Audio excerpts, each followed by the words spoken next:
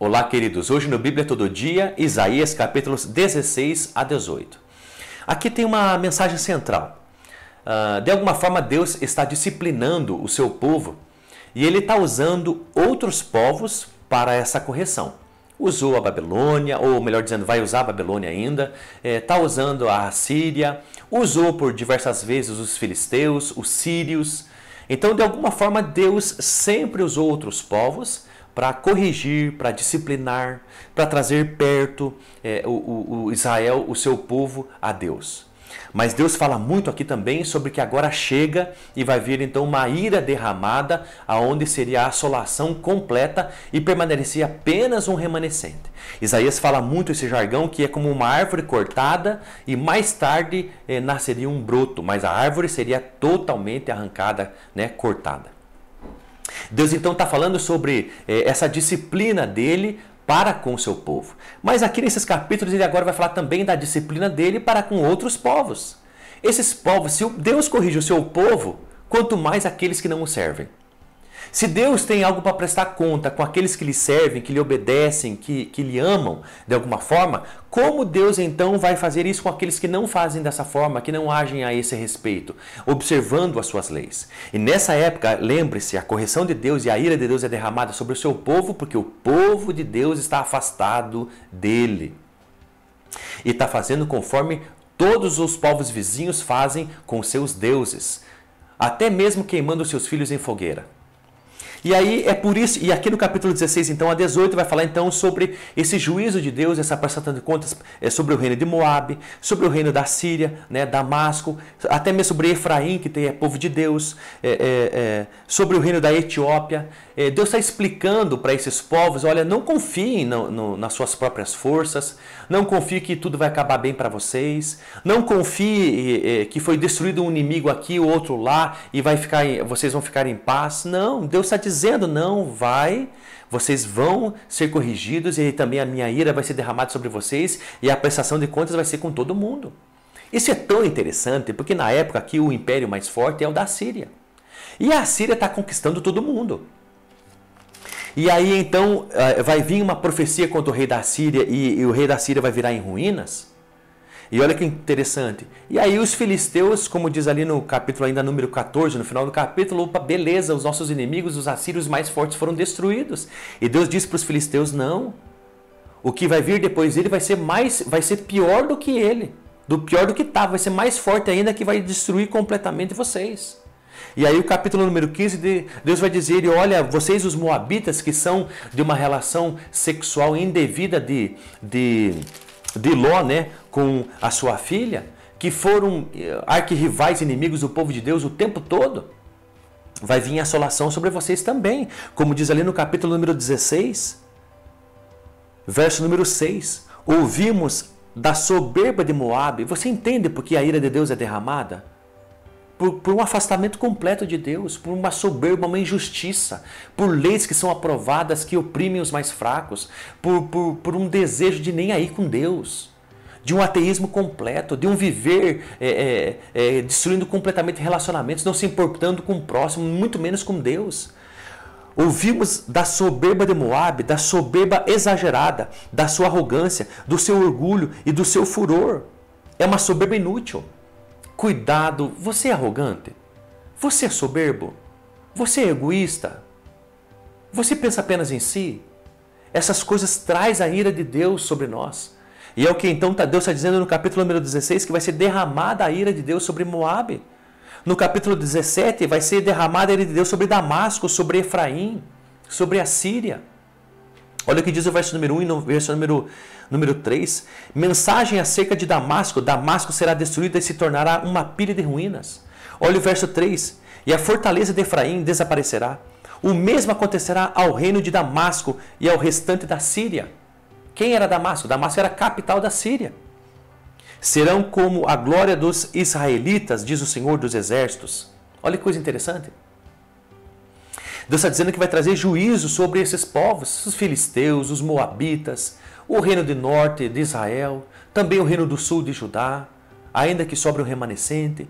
Deus está dizendo que vai trazer juízo sobre Damasco, sobre Síria, o país todo, sobre a Etiópia. Olha o que Deus fala sobre a Etiópia no capítulo número 18. Ai da terra do zumbido de asas, que está além dos rios da Etiópia. Por quê? Porque a Etiópia, vai dizer aqui no capítulo número 18, que eles são diplomáticos, dele tentar fazer paz e diplomacia com o maior número de países estrangeiros, para então poder lutar contra o gigante da época, o rei da Síria. Mas Deus está dizendo, não vai adiantar você pelas suas próprias forças fazer paz diplomática com todo mundo para poder se guarnecer contra o rei da Síria, isso não vai ser nada. Olha o que Deus diz no verso número 4, assim me disse o Senhor, estarei olhando quieto da minha morada. Deus está olhando para tudo isso e a nossa ânsia de a gente encontrar paz pelas nossas próprias forças não vai dar em nada, isso é inútil. Não vai dar em nada, isso é completamente inútil. Como diz ali no verso número 7, como diz no verso número 2 do capítulo número 18, naquele tempo se levantará um presente ao Senhor dos Exércitos da parte de um povo de alta estatura e de pele macia, povo temido por todos os que estão perto ou longe, nação forte e vitoriosa, cuja terra é dividida por rios, será levado um presente ao Monte Sião, lugar do nome do Senhor dos Exércitos. Olha que coisa mais interessante. Então, de alguma forma, todos esses povos estão vivendo as suas vidas sem se importar com Deus, e Deus vai derramar da sua ira porque vai punir o mundo. Naquela época, localmente, todos esses povos, mas também no futuro. E no meio de tudo isso, Deus ainda, com toda essa manifestação do que vai acontecer, que é a prestação de contas e ruínas e juízos, Deus vem então dizendo que sobrará um remanescente, dizendo que vai estabelecer um reino justo, como diz o verso número 5 do capítulo 16, um trono será estabelecido pela misericórdia e pela verdade, alguém que assentará nele, no tabernáculo de Davi, alguém que julgue e que procure executar juízo e seja ágil em aplicar da justiça. O tempo todo nesse juízo e prestação de contas, e Deus está dizendo que vai derramar da sua ira e vai ficar difícil para esses povos e serão transformados em ruínas uns, em destruídos completamente outros, assolados outros. No meio de tudo isso, Deus está dizendo que ainda haverá um reino justo, um reino de equidade, um reino de paz. Haverá um remanescente do povo, do seu povo. Haverá, como diz ali no verso número 7 que nós lemos do capítulo número 18, que de alguma forma Deus levantará um povo ainda para estabelecer algo do seu coração. No Monte Sião, lá em Jerusalém, Deus tem algo precioso com essa cidade. Não acabou ainda. Deus tem algo precioso com Israel, Deus tem algo precioso com Jerusalém. E dessa cidade Deus determinou porque Ele quis. Ele pensou e assim fará. Jesus Cristo irá governar sobre o Monte Sião, sobre Jerusalém, sobre Israel. E dali governará todo mundo. E o mundo inteiro olhará para essa nação. Deus tem algo com Israel. Deus tem algo com Jerusalém. Então saiba que, olha que coisa mais interessante nesses capítulos. Capítulos de juízo, dizendo, derramando ira sobre, por punição, por um afastamento e uma entrega ao pecado, a soberba, a arrogância, a orgulho, a injustiça. Deus está dizendo que vai corrigir tudo isso e só tem uma forma de corrigir tudo isso. É destruindo aquilo que o homem confia. É destruindo aquilo que o homem deposita a sua confiança e esperança. Só tem essa maneira de Deus fazer, para que então nessa tentativa toda o homem olhe para Deus, e a Bíblia diz que vai ter um remanescente que vai olhar, e que Deus desse remanescente vai fazer nova todas as coisas, e que em Jerusalém Deus vai dali abençoar todo mundo e toda a terra. Então perceba essas coisas. Se você está vivendo um tempo de juízo sobre a sua vida, quebrante o teu coração, olhe para Deus. Se você está perdendo aquilo que você confia tanto, saiba de uma coisa, não coloque seus olhos nisso, mas em Jesus Cristo. Sabe, de alguma forma, se você está sendo disciplinado e corrigido por Deus, saiba que Deus deseja que você brote de novo. Sabe que Deus deseja fazer nova todas as coisas, sabe que Deus é o que você precisa procurar. Eu não sei como você está, mas olhe para esses capítulos e que se quebrante diante de Deus e diga, Deus tem misericórdia de mim.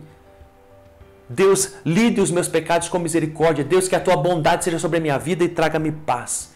E só há uma forma, volte-se para Deus, para os seus mandamentos e para a sua lei. Volte a ter temor a Deus, e aquele que tem temor a Deus obedece as suas leis, a sua palavra e seus mandamentos. E não tem como obedecer a palavra de Deus senão interessar-se, conhecer ela.